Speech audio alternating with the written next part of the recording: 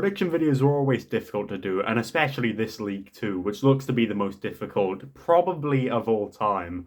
So I'm going to try my best in this video to predict all the positions from first all the way down to 24th. If you enjoy videos like this, make sure you guys leave a like and subscribe, and without further ado, let's get into it. Alright, so for 24th, bottom of the league, going down 100%, I've went for probably everyone's most popular pick for this position, and that is Crawley Town. I mean, it's not been the best summer for the club at all. Of course, there's always been the problems with their ownership and the connection with the fan base, along with them losing a lot of first-team players to even teams in the National League, which isn't the greatest look for a club at all. Of course, the additions of Liam Kelly is a pretty good addition for Crawley from Rochdale, as well as Will Wright, who was actually signed today from Gillingham. Not bad additions, but I feel because of how competitive this league is, I don't think, as of right now, the Crawley team can really get themselves any higher than rock bottom in the league. Alright, so a 23rd was quite a difficult one. I was in the debate with probably about 3 clubs, but I went for Harrogate Town, mainly because of the loss of that of Alex Patterson, such an influential player, of course, has now gone to Bradford, but also because of how small their squad is. They've only got, according to Transfermarkt, they have got 21 first-team players, so there may not be enough rotation, especially if injuries come along in the season, which they inevitably will with how many games are in a League Two season. And in the kind of similar situation where a lot of these teams I'm going to mention this point, they've not got an awful team at all, but they're not going to be able, in my eyes, to compete with the rest of the league because of how competitive it is. Alright, so for a 22nd and narrowly avoiding the drop, I've went for Sutton United. They've not made bad business, I suppose, bringing in players like Ryan Jackson from Cheltenham, but I think the reason I put them so low on the list here, not only because of the thing I'm going to say with most of the teams in this kind of range, is that they might not have the quality to compete to get higher up the division, but also because I've noticed that their business so far in the window it's had a couple of decent names, but no kind of marquee standout players like some of the other teams higher up I'm going to put in this prediction I've got. Alright, so for 21st, I have went for Colchester United, mainly because they've not made many signings. At points during last season, they didn't seem to have too good of times with. Honestly, at the club, it kind of just looked uncertain from an outsider's perspective, but seemed to have stabilised a little bit, and they're looking okay going into this next season. I don't really predict them to go down at all, but they've only made 5 additions, that being 4 loan deals and 1 transfer. So it's not even that I'm not confident in the ability of these loan players. It's more that again, the quality of this league, I feel like having loan players that may not have too much experience, they're going to struggle, especially with the situation of it being 46 games in a league season. It's a lot to rely on young players on loan to be a main source of goals or just playing. So yeah, that's the reason I put them 21st. Alright, so for 20th, I went for recently relegated from League One Forest Green Rovers. I feel like they're going to need a season now to kind of stabilise in the league and kind of get used to the fact that they had such a poor 2022-23 League One campaign. They've not had bad additions. Manty Taylor, Ryan Innes, they're not bad additions at all, and it's definitely, on paper, a very decent squad, but something tells me that it's not going to be a very pretty one, and potentially Forest Green aren't really going to be in contention for bouncing back up. They may not be in kind of a struggle for relegation. I feel like the teams below them will be on the lower points end than what Forest Green are, but I can't really say. For some reason, I've kind of got them in this lower part of the table. I just have a feeling. Alright, so for 19th, I went for Crew Alexandra, and this could be interesting. So they've had a pretty good transfer window. The main one striking out to me is losing Mickey Dimitriou, but I can't remember his name off the top of my head, but they've lost their top scorer, and I think the main reason that I've kind of put them in 19th is because they may struggle to find the back of the net. They may be a team that maybe won't concede as much, but maybe won't score as much and will lose games by 1 goal deficit. So I guess my reason here, not only with the whole not being able to compete with the rest of the league thing, but that they may not be able to find goals as easily as they'd hope now that they've lost their top scorer from last season. All right, so 18th, I've been kind of moving this club up and down the league for the past week or so. I've went for Newport. I've went for the team I support. Not because I don't really have faith in us doing well. We've had a lot of additions that look interesting, look like they could be very good in this league to make sure we are stabilised and safe in the EFL as a professional football team. That being, of course, Ryan Delaney, Bryn Morris. These kind of players have got experience in this league. But I think the departures we've had of Cameron Norman, Fax, and Aaron Lewis, Demetriou, I think those departures really are going to hurt us, and we're going to take a little while, potentially the first 2-3 months, for all these players to get used to the way that Graham Coughlin wants them to play, and that could mean we lose a bit of form, and therefore we kind of just sit in 18th, which I'm sure Newport fans wouldn't mind based off of news we've had with AGM meetings and whatever else. So long as we've got Football League stability, I think that's all we are really fussed about. All right, so for 17th, I went for Accrington Stanley, also recently relegated from League One. They've, again, not had bad additions. Kelvin Mellor from Crewe Alexandra, Josh Andrews on loan from Birmingham City, Shipley also on loan from Norwich. They've not made bad additions, but I feel like it's going to be kind of similar to a Forest Green, that they're going to need a season or so to get you back used to League Two, especially with how competitive it is now. And kind of similar to that of Newport, and that they've had such harmful departures that I don't know whether they're going to be able to immediately bounce back and be in that promotion contention, but we'll see how it goes. All right, so for 16th, I went for also recently relegated from League One, Morecambe.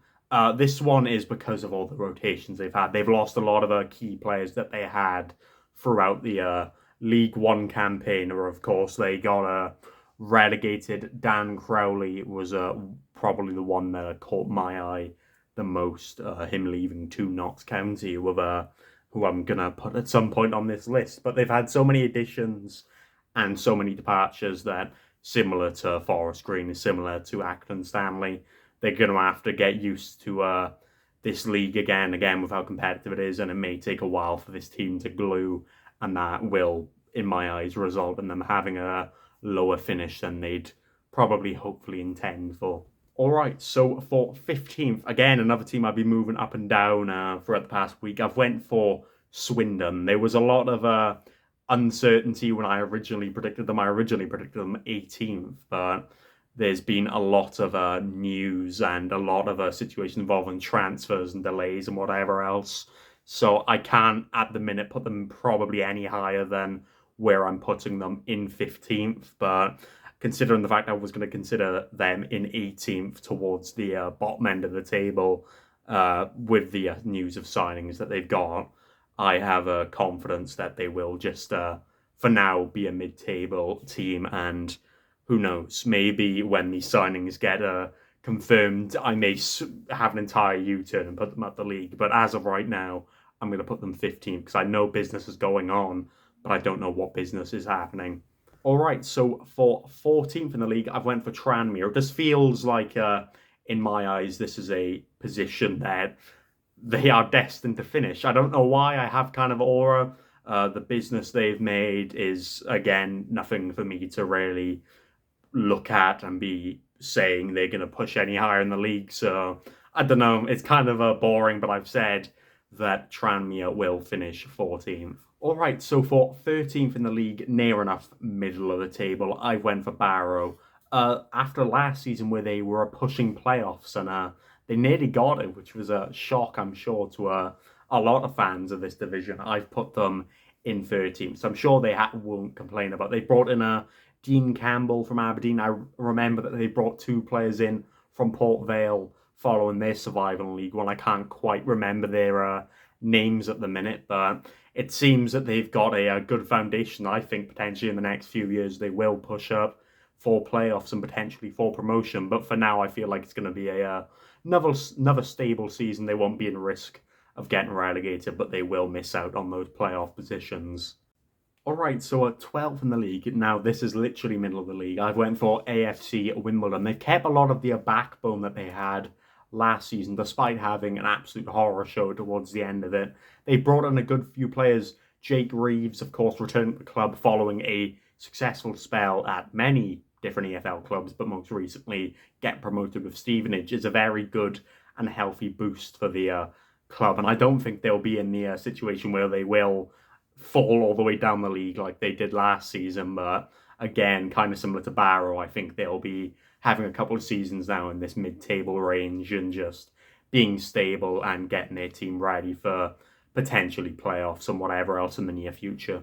All right, so I went for 11th in the league. We're starting to get towards the higher ends of the league, you know, the playoff contending teams. I went for Salford, despite them having a pretty good window so far. Curtis Tilt coming in from Wigan. I remember they brought in a left back from Blackpool as well. They've not had a bad window at all, but it seems that Salford are one of the teams that, you know, they get really close, but they fall off towards maybe the end of the season, or they have a slip up somewhere. And I just have a feeling that's going to happen this season, especially with how competitive the league is. I don't think you'll really be able to afford these slip ups at all in this division. I just have a feeling that that's going to happen to Salford, and it's going to result in them having a mid-table finish. All right, so we're in the top 10 now, and 10th I've went for a Walsall. What a window they've had, bringing in players like Danny Johnson, the return of DJ, as I've heard a few Walsall fans say, of course, joining from Mansfield, Priestley Faxon joining from Newport, Douglas James Taylor joining on a free from Stoke is an absolutely huge statement of intent. But I've talked about this project kind of in brief on a video talking about Faxon's departure and joining Walsall, and that I think it will take a few years for this project to take place, these players to glue together, but I think there's a very promising future at Walsall, and despite me saying that they will finish 10th here, it would not surprise me if they do push for playoffs and potentially get playoffs at all. All right, so going into a 9th place now, I went for Mansfield Town. Nothing against them, really. They've had a pretty good window bringing in players like George Williams from Cambridge, Aaron Lewis from Newport. Of course, I'm going to mention every Newport player that moves around League Two clubs, but seems to be, in my eyes, very similar to Salford, and that they get really close and then they'll slip at some point in the season. That will cost them. And like I said with the Salford point, I don't think you can afford in this competitive League Two to have drop-offs in form, and I just have a feeling that Mansfield are going to have that. All right, so we're going into 8th, literally the position before playoffs. I went for Doncaster, kind of similar to that of Walsall, in that I think they have a very good project. They've had a pretty decent window, and I very much think that give it a few years, they'll be in this contention. I wouldn't be surprised if they are here now, but of course I've got to put someone in this position, and I went for Doncaster because I suppose, in my eyes, they may not be as proven as high up in the league as the teams I'm going to mention here. All right, so going into 7th now in the playoff positions, I suppose this is probably my most bold pick. I've went for Grimsby Town. For me, there's no real reason other than the cup run they went on. There's something about that club now. There's a very special aura around there. They'll have got a lot of money from that cup run and be able to invest that wisely. And they'll probably do a lot of business in January, and that'll push them up the league. And I don't know, there's something about the aura of Grimsby that makes me feel that they will finish very high up in the league. And for that, I've said that they will be in the playoffs in 7th place. All right, so 6th place now. I'm sure that's going to annoy a lot of fans here, but I've put Bradford. So, of course, they've kept hold of Andy Cook, who will probably be one of the favourites to get the Golden Boot and all this stuff. And very similar, in my eyes, again, to Mansfield, to Salford, and that they get so close, but they miss out. And I feel there's a lot of teams in here that are still mentioned that I feel will not have this situation where they might fall under pressure and, have these huge expectations of this huge fan base for the division they're in. And yeah, for that, I feel that they'll get playoffs, and yeah, it'll be another one of those kind of seasons for them. All right, so 5th now. This is actually my predicted playoff winner, that being Notts County, of course, recently promoted from the National League. And I don't know, they're a proper club in my eyes. So, they got through all of the situations of getting huge amounts of points last season, but of course being beaten to the title by Wrexham and having to go through all of this situations in the playoffs. They brought in players that they had from that season where they had the miracles in the playoffs that I think they've now got the magic touch to go on. And if they do finish in the playoffs, I feel like they've got that ability and mentality and know how to win it. And they, in my eyes, yeah, they will win it and be one of the teams to go up. All right, so fourth here, I know that a lot of people are going to call me biased here, but I am going to say Wrexham. Not even because I'm overly, like, I have an over-hatred of them at all.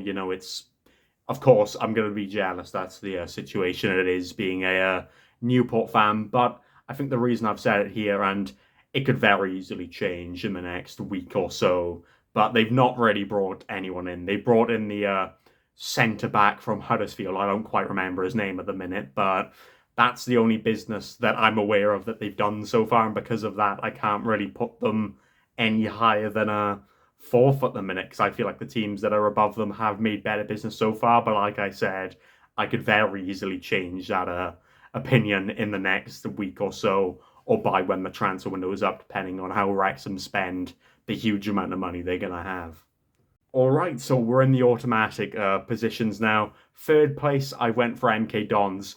Kind of the opposite to what I've said for the other teams that have been relegated from League One.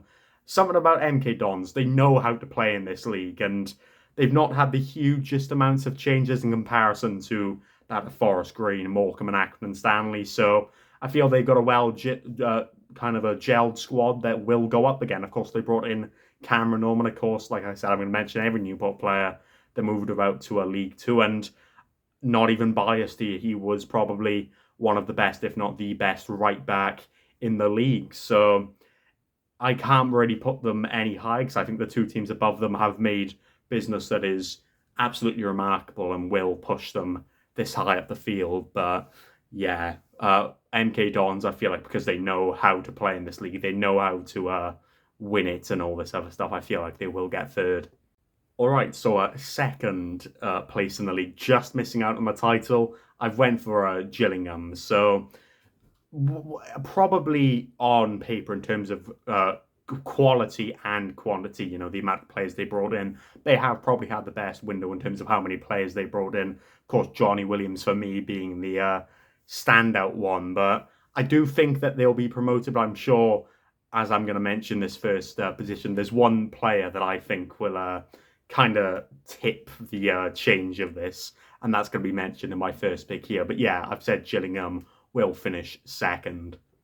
All right, so first in the league, of course, probably everyone else's favourite pick after the signing that I'm going to mention here, which you probably all know by now, Stockport County. They're the team that I put first, not only because of the signing of Nick Powell from Stoke City. He's had countless appearances in the Championship, League One, even in the Premier League. He was rated by Sir Alex Ferguson while he was there. So, he's clearly got the talent, and to be in League Two is incredible. Like, in my eyes, he's going to be stupidly good in this division. I can't really say anything other than that. They brought in a guy from Salford as well. I don't quite remember his name, but the business otherwise has been good. But Nick Powell is probably my signing of the season by a long shot. But not only that, of course, they had the playoff heartbreak last season, and I think that will motivate them to have the consistent form for most of, if not all, the season.